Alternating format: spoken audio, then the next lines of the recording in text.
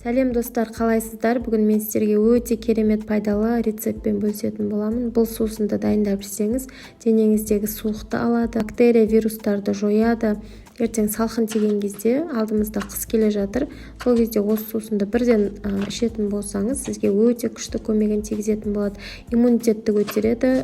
Бізде лимон мен апельсиннің құрамында бұл жерде С витамині бар, және басқа да өте көптеген дәрумендер бар. Және куркума қосамыз, имбирь қосамыз, және мед қосатын боламыз. Осы қоспаларды дайындап, мінекей сіздерге көрсететін боламын. Осылай блендерге бір апельсин, бір лимон, бір имбирь және куркуманы және медті араластырып, жақсылап араластырып блендерден өткізетін боламыз. Жалпы бұл сусын бойды жылытып, ауру белгілерін жеңілдетуге көмектеседі және ас қорыту жүйесін реттейтін болады. Және жаңағыдай ауру тудыратын бактерия, вирустарды жояды. Сонымен қатар зат алмасуды реттейтін болады. Сонымен қатар өте көп пайдасы бар, және бауырды және жаңағыдай улы заттардан тазартады. Егер де сіз антибиотик қолданған болсаңыз, кейіннен осы сусынды ішсеңіз, сізге өте күшті көмек тигізетін болады. Достар, міне осылай пленкаға салып алдым да, жұқалап, барынша жұқа етіп, осылай жайып аламыз.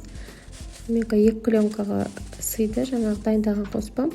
Сөйтеміз, осылай үстінен бастырсаңыз, ағашпен бірден теп-тегіс болып шыға келеді. Сөйтеміз, морозилкаға қатырамыз. Негізі бір күнге қатырғандарыңыз дұрыс болады. Мен видео түсіргендіктен мен бір 3 сағатқа ғана қатырдым. Енді пленканы қатырып болғаннан кейін пленкасын осылай жыртып тастай салдым. Суық дегенде терафлеушеміз ғой, тура соның қызметін атқаратын бұл қоспа болып табылады. Осыны дайындап, міндетті түрде қолданыңыздар. Мінекей осылай кесіп алдым да, контейнерде сақтадым. Чайнигіме салдым. Қазір өзімде ішіп көремін. Өте керемет. Морозилкада сақтап қоясыздар. Үлкен кісілерге де, кішкентай балаларға да іше беруге болады. Және өте зиянсыз, пайдасы өте көп. Осылай контейнерге сақтап алдым. Енді қазір екінші пленканы солай жасап контейнерге сақтайтын боламын. Мінекей мен 3-4 данасын салдым да, осылай чайникке үстіне қайнаған су құямын да.